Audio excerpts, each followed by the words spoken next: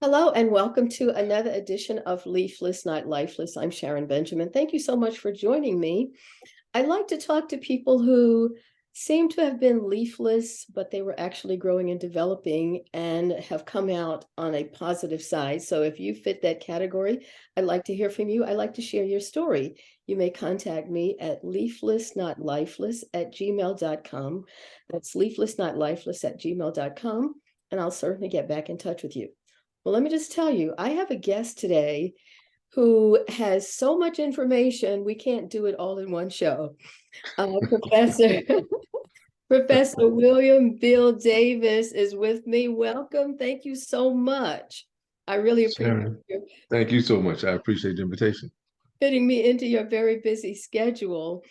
Professor Davis is a New Jersey native, Newark, Plainfield, and he has 5 children. He's a single parent of 5 children. We're going to find out more about them later.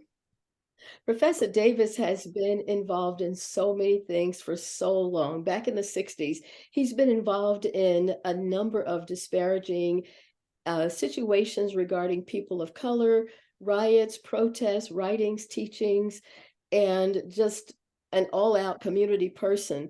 So we're going to get right into it, and he's going to tell us a little more about himself and how he became so socially minded, so socially aware. How did that happen? Well, Sharon, thanks again for the invitation. I really do appreciate it. And congratulations on your platform. I think Thank that you. the more platforms that we have in which people can share information and have the opportunity for people to learn more is absolutely something that's incredibly important for our community. And so um, I became culturally politically aware largely primarily because of my mother. Um, my mother would be, as we say in the community, dark-skinned. And so she became, very culturally aware at an early age and had me listening to Malcolm X when I was in middle school. And Malcolm X became my first real hero.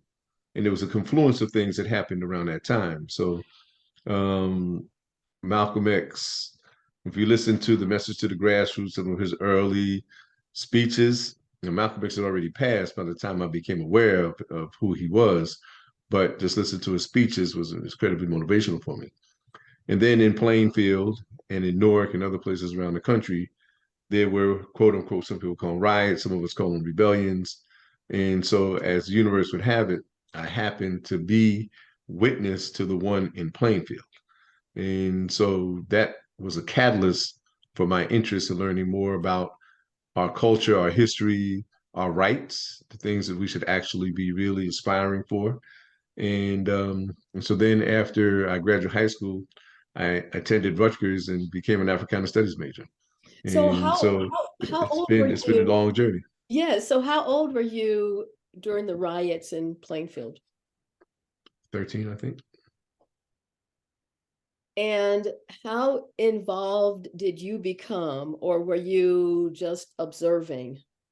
I was observing, and to be very frank, I was incredibly frightened because what was taking place was there were people burning buildings down. There were people with guns, and when firemen would come, they would shoot at the firemen. I'm sitting in the car with a dear, dear friend, like a brother to me. And so I'm like, listen, man, we're sitting in the Volkswagen Beetle. This is not going to protect us from these bullets flying around. And he was really angry, like, no, man, we got to stay, we got to stay, we got to observe. And so then a day or two later, I see tanks lined up driving into the area where the quote unquote rebellion or riot was taking place, because Plainfield was one of the few places that actually had, in addition to Molotov cocktails, actually had guns. And so the police and FBI and all the different agencies were trying to figure out who had the guns. And so when the tanks rolled in, they went door to door, kicking down people's doors, trying to find out who had the guns. They never found them. But it was a significant circumstance that certainly helped me to ponder more about who I was individually, what my role should be in our quest for justice. And so from there, I started, listening to the Last Poets and Dick Gregory, and there were a whole lot of musical influences, Marvin Gaye, Curtis Mayfield. I mean, there was bunch of different things that all contributed to the environment. And I had a Black history teacher in high school, Mr. Robinson, who was, very influential in helping all of us kind of work through some of these challenges and the things that were taking place within the community. And then there were some organizations. So there were active members of the Black Panther Party at Plainfield High School. There were members who were part of the Nation of Islam at Plainfield High School. And so I grew up in a very culturally rich, politically charged environment that was like, I have to figure this out. What is my role in this? And so then as we start to learn about Harriet Tubman and Frederick Douglass and Martin Luther King and a whole lot of other people, then you start to understand that this is a long trajectory and that in some way the baton is being passed. It's time for me to accept whatever responsibility role that I have, and then to make sure that I can share information with people so that then they can feel empowered to participate in some constructive form. So at what point did you get the name Black Brother? Well, Brother Black? Brother Black. Brother Black. Yes. At what point? When I went to Rutgers. This And so when I went to Rutgers, I was talking to people about issues related to the Black community. And so then people said, man, you always talk about this Black stuff, man, Brother Black, Brother Black. And then the Parliament had a song out. Brother Black was in the song. What's happening, Black? Brother Black. And so then it all kind of fit together. And, so my interests, how I presented myself, the organizations I was connected to, all those kind of things, just all kind of lent itself for Brother Black to be the name that, people chose for me and that I was very gracious and honored to accept. And yes, I see. So was your high school integrated? Yes. Plainfield is an interesting community. And I should say with respect to this question, for people that don't know, New Jersey is the sixth most segregated state in the country. And if you go by zip code, you know who lives in Plainfield and Patterson and Trenton and Camden and Newark and Irvington, right? We know who lives there. We know who lives in Bridgewater. We know who lives in Far Hills. We know who lives in the northwest corner, Huntington County, out that way, where there's hardly any African Americans living there. And so we lived through white flight. After the rebellion in '67, whites largely moved out of Plainfield. And so African Americans started moving in. And in fact, there's another evolution taking place now because now Plainfield and many of the towns that surround Plainfield have a particular influx, what are commonly called Latin. Someone would choose to call them Afro-Caribbean folks. And so the evolution of who's moving and living where, but New Jersey is still very segregated. And until housing prices and some other policies are really put in place that would make sense, we're going to continue to see the segregation take place. You were a part of a number of organizations when you were in college, one of the BUST. Tell us about that. So BUST, BUST, stood for Blacks United to Save Themselves. And it was interesting because the two guys who were the primary founders and presidents both came from Texas. And unfortunately, both of these brothers have passed away now. But they were real advocates for the Marcus Garvey kind of philosophy or the Malcolm X kind of philosophy, that we need to lift ourselves rather than waiting on other people. And so, I'm all about, self-agency. How do we as a community start to figure out ways to empower ourselves and to change the circumstances that we've been confronted with? And so I was president of an organization called the Students Afro-American Society. We started what was called the Black Congress. And so there were multiple organizations that Black students participated in. And oftentimes when it was time for events to take place, we didn't have a collective way to plan. So then we started what was called the Black Congress, which you'd have all organizations meet and develop a common planning time so that then we could look at what events and circumstances we needed to address. And there were a bunch of protests during that time. And so one of which, got a lot of attention because we stopped a basketball game.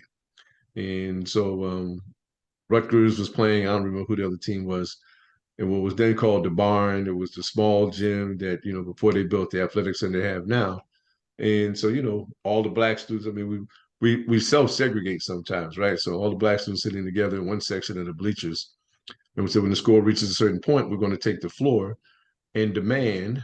We had some demands we wanted to read to the state or to everybody that was watching on television, but they refused to let us do it. And so then the game got canceled because of the fact that, we were not leaving the floor. And so they were very, very a lot. Rutgers has a long history of protests.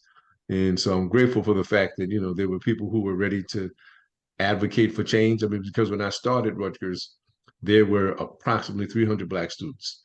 When I graduated, there were only 36. And so the retention rate was terrible. And so that was one of the things we were advocating for, with, putting policies and circumstances, support mechanisms in place so that African Americans could be more successful academically. And but as I said, the university at that time just chose not to hear what we were saying, and so the game had to get boycotted because of the fact that we would just not leave the floor. I appreciate all of this history, and it's good for people to know this, because now when we see things, we think, well, maybe some of the younger ones think that things have been this way. So Mm-hmm. how do we make them aware?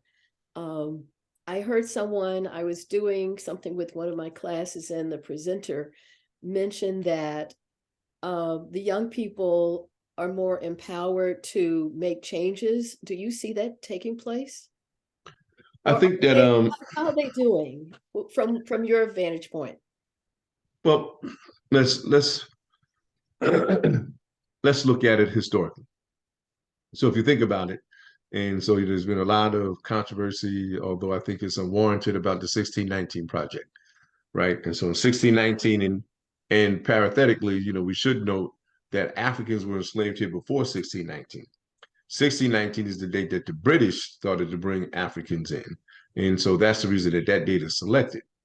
But even if we go from 1619, right, it took from 1619 to 1865, when the end of the Civil War, before we finally got emancipated. So that was several hundred years in which we had to endure slavery, which was followed by 100 years of Jim Crow. And so when you think about the long arc of struggle that we've had to endure, then yes, right? So sometimes it's the ebb and flow. So sometimes we're moving forward, sometimes the forces of reaction push us back. And so at the end of the Civil War was Reconstruction. And so we made some mild gains. We built schools, elected officials got in position, but then the forces of reaction pushed us back, right? So then in 19, and I should mention here, if we talk about the Plessy versus Ferguson case, or the Dred Scott case. So people that don't know, Dred Scott was one of our ancestors, was enslaved. His slave owner took him to a free state. He sued to say that he should be free because he was in a free state. The Supreme Court ruled that blacks had no rights that whites were bound to respect. That's what actually is in the text of the Supreme Court ruling. And then we come to Plessy versus Ferguson, which happened in the 1890s, after slavery was technically over, in which a light-skinned brother was riding on a train. And then when it was found out that he was black, the one drop rule was absolutely still one of the most bizarre things in history. So then he sued. And so then the Supreme Court ruled they're separate but equal. That's where the separate but equal doctrine came from. And so throughout history, we've been fighting on all levels, right? We run away, we protest, we look at the legal system, we try to vote. We've looked all different kind of ways to trying to get ourselves into a better position. And so when you look at young people now, then for them, I think that, and there's some very valid questions that I think that as elders, we should consider. So young folks have seen us on all different levels. We protest, we march, we vote, we do all different kind of things. And sadly, in some way, the progress that we've made has not necessarily been as much as we would like it to be, or as it should be, right? The forces against us are very strong. So sometimes I think people underestimate why it is and how it is that it takes so long for us to make some progress.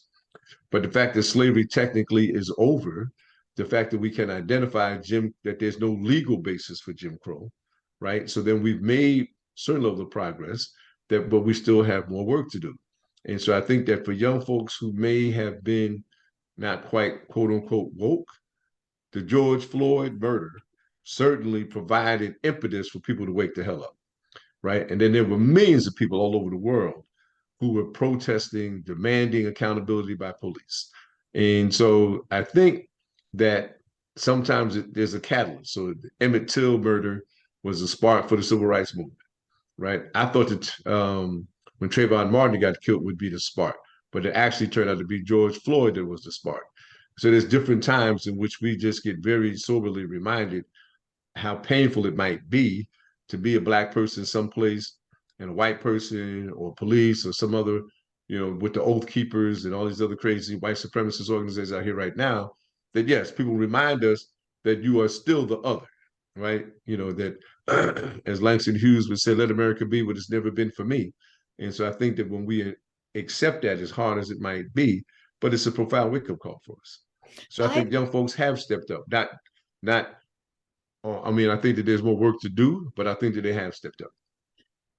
One of the things I've thought about is that, and I'll see what you think about this. The civil rights movement, was it, were we asking to be with whites, or we just wanted the same rights? Because was there a misconstruing of what we really meant by that? Um, I think we're asking for both. I mean, so if you think about it, in the the most recent example I can cite is in South Africa, and so we did need to end this idea that we could discriminate against based on race, right? So we needed to just bury that, right? And it's not fully buried yet, but we need to bury that. And then we did want the same rights and same services that people who we considered white had, right? We wanted to go to school. We wanted to have the opportunity to develop businesses. We wanted those same rights. And so the trade-off was that in order for us to get those rights, black children had to be sent to white schools. There were cases, and I don't know if you've ever watched for people who see this, if they've never watched the Eyes on the Prize series, I hope that they will, and particularly watch the Eyes on the Prize series with racism in Boston around schools. And that was all the way up until the 1970s when they were integrating schools in Boston, and people actually got killed in this process. White families were protesting, they want to send their children to the black schools. So this whole idea of, most cases black children were sent to white schools. Very rarely, Boston's one of the few cases when white students were sent to black schools. But we had to at least lay the basis that we should not, and that society can't, and Abraham Lincoln, as conflicted as he might have been, can't have the country half slave and half free, right? That was his justification for the Emancipation Proclamation. He said some racist stuff and did some things that were really consistent with being the quote unquote great emancipator, but he did eventually sign the Emancipation Proclamation and did in fact have African Americans, and most people don't know it. There were thousands of African Americans participating in the Civil War. In fact, were the catalyst for winning the war. And so, but we can't live in a society in which just based on color alone that we can be discriminated against and mistreated and brutalized and all other kind of things. So the reason I cite South Africa is because South Africa was the last place on the planet to legally segregate by race, right? And so with the apartheid system, and what Republicans are trying to do here is have an apartheid system, although it's not going to be strictly on race, it's going to be based on how they're able to gerrymander certain kind of things in order to make that happen. But in South Africa was the last place on the planet in which you could just based on race say these people don't deserve to have the same privileges as somebody else. And so when the anti-apartheid movement was taking place, that was a profound wake-up call for us here because of the fact that it was, reminiscent to what we had to go through in order for us to get some level of freedom in the United States.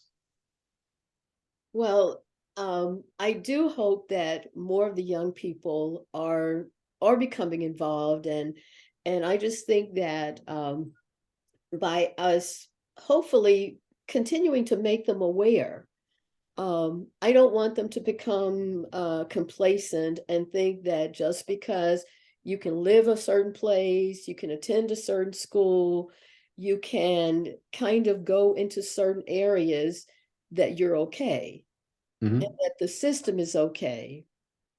Because and in doing so, if they do that, then they're going to lose out. So how do we help them to continue to understand that the fight is not over? I don't think that's going to be that challenging because, in fact, I asked this in my class. I don't know if you asked this students in your class. So when you call for a job, do you quote unquote use your white voice? Oh, good afternoon, right? And so when we start to highlight ways in which we are not necessarily going to be embraced for who we are, then it helps them to be really clear. But I do think, and one of the challenges that we face, and one of the things that we need to be very honest with young people about, if you look at major cities in New Jersey around the country that have Black mayors, if you look at school districts that have Black superintendents and Black building principals and Black teachers, and we're catching certain kind of hell, then it's kind of hard for some young folks to distinguish between the fact that funds have been withdrawn, we don't have all the resources that we need, and so as a consequence, we are not receiving all that we're eligible to receive. And because of the fact that we have so many people in our community who are disproportionately poor, and so as a consequence that we have certain kind of behaviors that are contrary to what is in the best interest of the community. So we have to point these contradictions out. And so I'm hoping that you and the viewers will check out the Institute for Social Justice, which is doing some of the best work in New Jersey. And they have a graphic that shows cracks in New Jersey. So New Jersey, in addition to being the sixth most segregated state, has the highest disproportionate wealth gap between Black people and white people in the country, has the highest disproportionate incarceration rate for Black men in the country.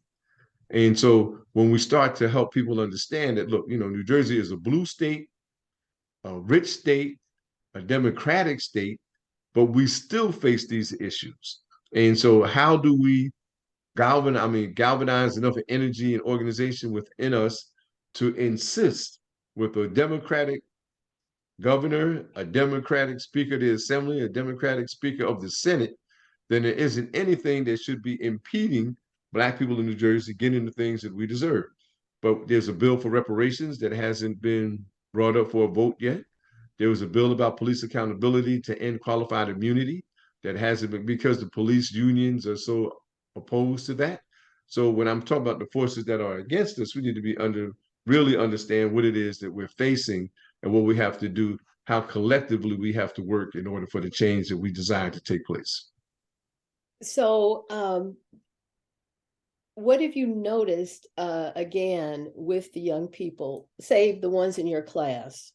Mm-hmm. Are they really really interested in moving forward? It seems that some of the ones that I see, they seem to be very comfortable where they are and feel that, I'm okay. So long as I'm okay, then it's okay. I understand the point. And sure, I mean, it's going to be a range, right? So we're going to have some who will fit that description. We're going to have some who are going to aspire to make change in the community. And so one of the questions I always ask my students is, how many are you ready to be change agents? And some people aren't prepared for the work and the effort that it takes to be a change agent. And so for the ones who are, I mean, if you think about it, how many, like there were other women that sat down on the bus before Rosa Parks, right? Claudette Colvin. There's another sister that sat on the bus before Rosa Parks. What most people don't know is that was Rosa Parks' activism is what sparked the Montgomery bus boycott, right? And so when you think about, Nat Turner, Denmark Vesey, Harriet Tubman, Frederick Douglass, there were millions of our ancestors in slavery, but we know them because of the fact that they were of the few that we actually knew actually fought back. And so that's always the case. And as much as I learned to love Dr. King, there were 250,000 people at the March on Washington out of 20 million. I mean, so, we make it seem like, and King, it took a long time for some people to embrace him. And, because of some things he was advocating for. And so we need to be, very analytical as far as how we look at some of these things and realize that, okay, that, while we celebrate King and Malcolm and all these other people now, that's not what it was like when they were living. And so, when we understand that part of it, it's like, okay, we need to, recognize that yes, there are. I mean, the Black Lives Matter movement was started by 3 Black women, and it's not a movement that has the charismatic leadership at the front. Because when they killed King, when they killed Malcolm, Medgar Evers, you go down the line, then when they, the FBI took down the Black Panthers, then the organizations, we saw many people aren't prepared to be assassinated in the way that some of these people were. And so it's like, yeah, I want to participate, but I don't want to have to necessarily die in order for my participation to make a difference. So those are some of the challenges that I think that we face. So with all that we see in the culture with the um, Americans legal system, government, etc. Um, do you see it as cyclical, or do you actually see some positive tangents coming out of these? Both, both. It is cyclical.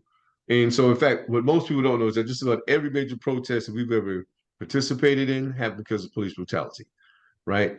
And so 1965 in Watts was because of police brutality. 1967 in Plainfield and North was because of police brutality. Go to the Rodney King case, police brutality, right? Sean Bell was police brutality. Tamir Rice was police brutality. I mean, you go down the line, right? George Floyd, Breonna Taylor, you go down the line. Many of the protests have been started by issues related to police brutality, which is a cyclical issue, right? And because of the fact that until this qualified immunity is ended, until police cannot wait however many days or weeks before they can get interrogated about what took place, and until they actually have something to lose. If they lose their pension, I mean, so New Jersey did pass a bill that says that police have to have a license. And if they violate certain things, the license can be withdrawn. They can no longer work as a police person in New Jersey. What hasn't happened is the George Floyd Act in Congress, which would be that they would be able to monitor police inappropriate behavior and then block these people from anywhere that they try to get another job. Because the cop that killed Tamir Rice went to another town, actually got hired, and then the protest became so strong they had to let him go again. And I think that, so there we've made some progress as far as that goes. But I think the question that I think we really need to address in a more comprehensive way is how do we advance ourselves economically? Because we're still disproportionately poor.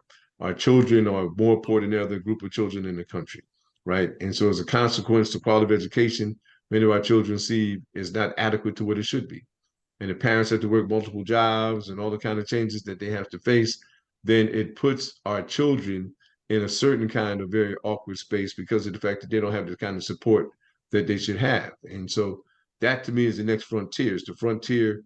In fact, that's when King, that's when King was assassinated. When he started talking about, we needed economic bill of rights, that was one of the things that when he started talking about the Vietnam War, then it's like, listen, now we're getting global in our perspective and we're talking about economic because it didn't cost a lot to integrate schools and all the rest of that kind of stuff.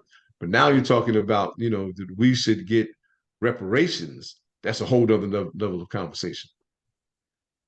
Well, let's look at some of the areas of disparity in the country and think about what the prison system, you alluded to some of that in terms of New Jersey, the prison system, housing, education. What kind of progress has been made, or has there been progress made to help people of color? And you talked about the prison system, which is a big one for me. Mm-hmm. It should be for all of us. I mean, have family members that have been, some family members still incarcerated. I mean, so it's not like this is, an abstraction, right? I've lived with this situation. And so, the we have we're clear that the narrative that whites tell about us is not accurate. What we're not clear about is exactly all the steps we have to do to change it. And so I'm going to come back to the points raised about poverty, because in reality, and I don't know if you've read Michelle Alexander's book, The New Jim Crow. And for those viewers that have not, you should definitely read Michelle Alexander's The New Jim Crow, because what she documents and what can be documented in various forms is that all groups use drugs the same way, right, or the same amount. And so the difference is that the Black community is over policed. And so as a consequence, then we get arrested more and incarcerated more. But when you go to emergency rooms and look at why people are admitted for drug use and stuff like that, every group is about the same. And so until we really, can highlight some of these disparities, and then, because of the fact we're connected, coming back to the poverty question, if we can't get a job, I tell people this all the time. If Raheem can't read, Raheem gonna cause some chaos in the community. And so, there have been many studies that show that by the fifth or sixth grade, if students are really doing well in school, then it's not a question of if, but when they're going to drop out. And if you don't have the capacity to be able to be successful in school, then it closes down your other options. And so as a consequence, there's going to be some behavior in the community that people are likely to participate in that's contrary to what's in the best interest of our community. But the white folks in Bridgewater don't go to North to get their drugs. There's white boys in Bridgewater selling drugs, right? But since they're not policed the same way, then they don't get, or if they get caught, they get diverted into some kind of program, which oftentimes we don't have those options. And so, yes, incarceration is certainly something that we need to be very rigorously opposed to and finding ways for that to change. But if we can raise the economic floor, which ultimately hopefully raise the educational level of attainment, then we can see where people have some viable options other than some of the stuff that people get caught up with right now. I did a presentation a few years past for our church's social justice ministry, and part of the research that I found was that by third grade, if children are not reading by third grade, and I thought about this when you mentioned the education, because prison systems are becoming privatized, Mm-hmm. and projections are made. Mm-hmm. So if the child can't read by third grade, they're making projections already Mm-hmm. as to the number of prisoners Right. and the prisons that they will be building. Mm-hmm. Because as you said, if you can't read, then you're just lost. Right. Right.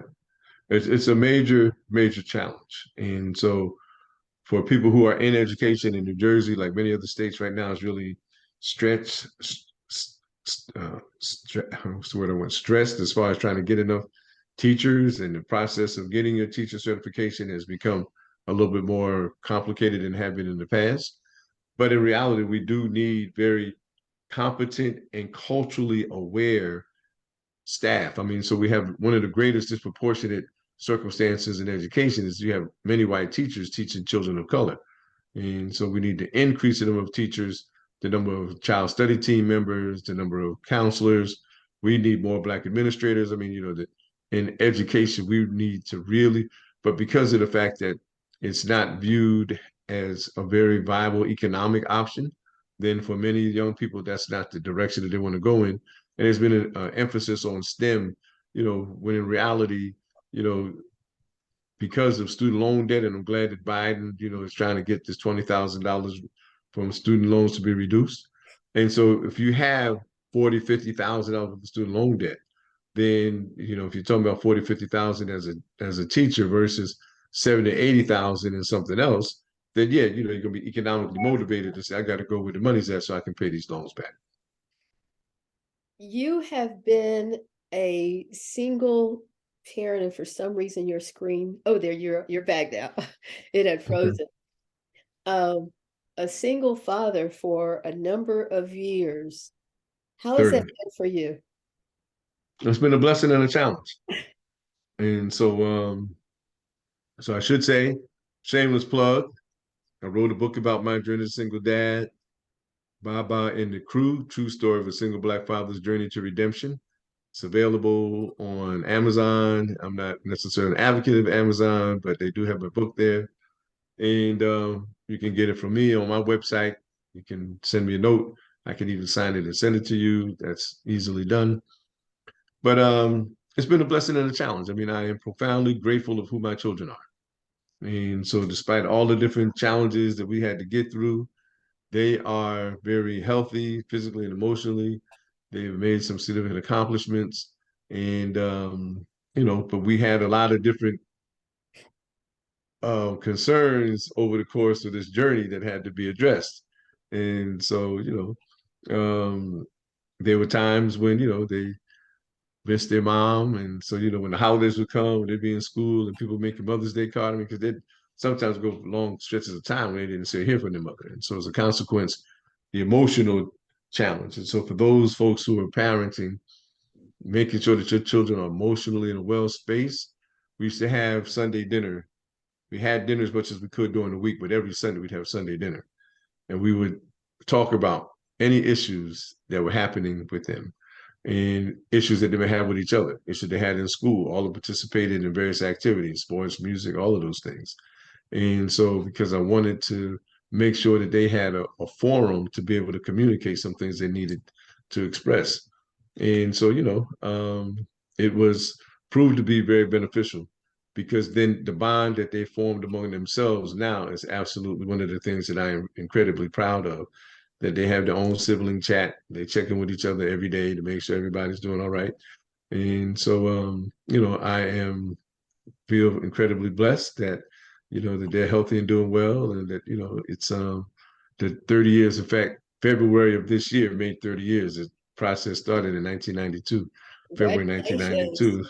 1992. Yeah, so it's been an amazing an amazing blessing and challenge, but fortunately, the Creator has kept us all in a good space. So what were some of your greatest challenges as a single Black father? Well, I mean, so I give you an example from school. I mean, so most times it's the mom and sometimes the dad that goes for the back to school nights and parent meetings and that kind of stuff. So I'm showing up, right? And this is before I had my locks. I had an afro, and so and my children fortunately were smart, and I kind of insisted with them as well as with their teachers. My child has been on the honor roll, and I intend for them to still on the honor roll. Some of the teachers got a little shook when I would come with that kind of statement, and and so then there were times, particularly for my daughters, at least they were more expressive of it, where they would see African American women and then wish that somehow that their mom was more present in their life, that kind of thing.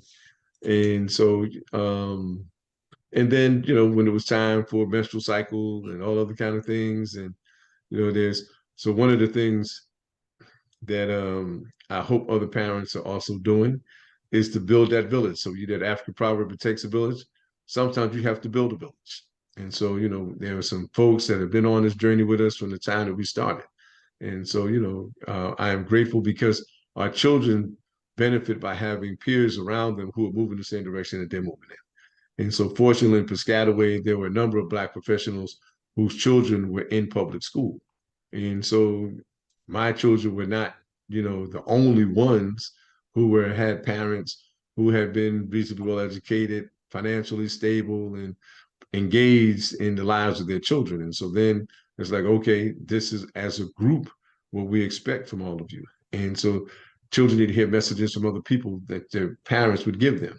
And so other parents and school staff would reiterate to my children the message that for them, listen, we're going to college. Let's just do what we got to do to get through this so that you can actually get there.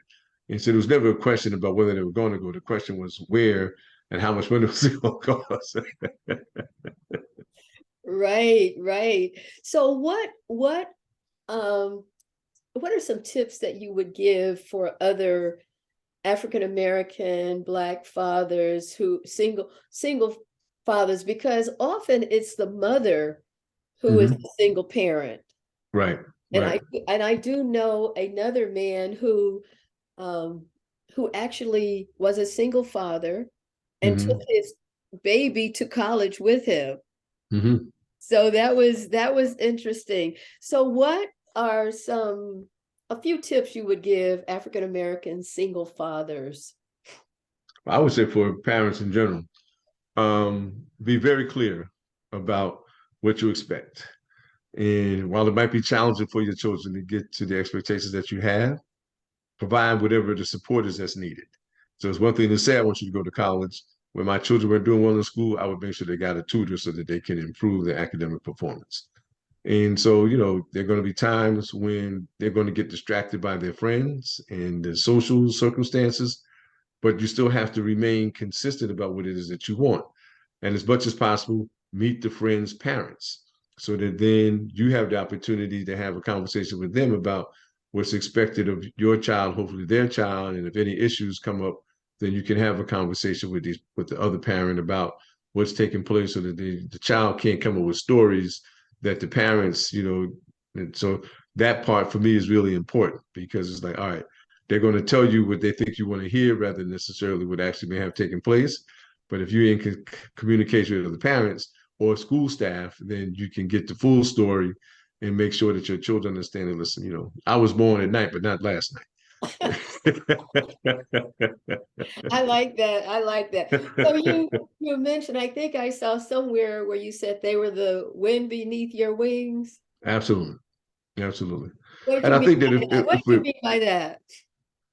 so one of the things that I think that as parents we have to really embrace is that our children are our children for the rest of our lives and their lives. And so, and it can either be a relationship that's very bountiful and beautiful, or it can be a relationship that's just really hell. And so, if we're fortunate enough that our children accomplish the things that they're capable of, right? And I believe in having high expectations and high standards, right? I do think that one of the things that we have to do is Benjamin Mays, who was the president of Morehouse, Martin Luther King was a student, one of Martin Luther King's mentors. He escaped from slavery, educated himself, became the president of Morehouse. And one of the things that he would always insist for himself, King, and others, we should always aim high. And so even if we don't accomplish the goal, we should aim high. And so I think that the better that we are able to help our children to aspire for things that might seem a challenge for them to reach, the healthier it is for all of us, because of the fact that when they actually get there, then it's like, they may have accomplished things that they didn't even know was possible. I didn't know 30 years later that I would be a single dad and my children would have accomplished what they have and all those kind of things. And so, and there were many people who were skeptical that it was going to work. And so I think that sometimes, despite whatever concern, trepidation, anxiety people might have in your heart, you have to make a decision. I'm going to do everything I can do to make sure that my children have all the different things that they should have and have the lives that we hope for them. Because if they don't, right? If they end up in jail, if they end up as like all of my parents, my sisters, brothers, all had children as teenagers. And I was insistent with my children that this needs to end, right? That you're going to be better able to be a parent when you can be educated, have a way to support yourself, travel, do some things in the world, so that then you have that ability to pass that information on. And so, fortunately for me, so you mentioned I did have five. I raised four younger ones, and so by the time I did become a parent, I had been to Africa. I had a master's degree. I had a career. I had, traveled other places in the country and around the world that made me prepared for the challenge that I was going to face as a parent. And so I think that the better that we can encourage our children to wait. So, for instance, my son just turned 40, and he has a daughter who will be 9 on January the 1st. So he was in his 30s, and he's the only one that has any children. When I told my children this when they were younger, they thought I was like being kind of ridiculous. Now they see the benefit of it. And so sometimes your children may not necessarily understand what you're saying to them, but you have to be clear with your message, how you reinforce it. And even if they don't completely accept it at the beginning, just be confident that over time they will. In fact, our oldest son, my husband said, our oldest son said to him at one point, it might have seemed as if we weren't listening, but we Mm-hmm. were. Mm-hmm. Mm-hmm. So being definite about what you're saying, holding to it, don't make any promises that you can't keep, because Mm-hmm. they will remember that. Oh yeah. Oh That's yeah. what they will, that they will remember. You promise something. They might Oh yeah. they might pretend they don't remember what you told them to do, Right, but if right, you make a promise to them that you don't fulfill, right. they remember that. Yes, they do. Yes, they do. Oh, wow. This is so wonderful. We'll have to talk some more, but this has been great, Professor Bill Davis, Rutgers University, and your children, Rutgers University as well. It wasn't what I intended, but that's how it worked out. That's okay. That's okay. That's awesome. Thank you so much for sharing all of this information. Thank you very much. So, share about your book again and how people can get in touch with you. Absolutely. So the book again is Baba and the Crew: True Stories, Single Black Father's Journey to Redemption. It's available on Amazon. My website is www.babaslegacy, BABASLEGACY.com. And so, you can contact me, email, you can send me a note, you can, I'll sign a book, send it to you. If you want to have a book party or some other kind of event that you'd like me to come to participate in, should be eligible, or if you desire to do that. And I'm not sure when this is going to be shown, but I've involved in a lot of different kind of cultural events. So for instance, December the 22nd, there will be a Kwanzaa here in Piscataway. We'll post up, so Sharon, I'll send you the link. You can forward it to your Yes. viewers. December the 29th, there'll be a Kwanzaa at the New Brunswick Performing Arts Center, which is downtown on George Street, right next to the State Theater, from 4:30 to 6, from 4 o'clock to 6:30. And so those are two events that are free. There'll be some poetry, some African drumming and dancing. There'll be a variety of different things to because we have to enrich ourselves in our culture and our understanding. And so for people who are interested, you can send me a note. I will send them forward the links or the flyers to Sharon once I have all Yes. put together. But by all means, now that we can finally be in person as opposed to always virtual, I think that there'll be some sharing that's going to take place that people might really enjoy. Well, thank you so much, Professor William Bill Davis, Professor, Rutgers University. You can also get in touch with him at Rutgers. You can find him on the list of staff. And again, thank you so much for being with me and sharing this information with our viewers and listeners. And viewers and listeners, thank you so much again for being with me here on Leafless, Not Lifeless with Sharon Benjamin. If you'd like to share your story as well, I'd love to hear from you. Contact me at leaflessnotlifeless@gmail.com. And I will see you the next time.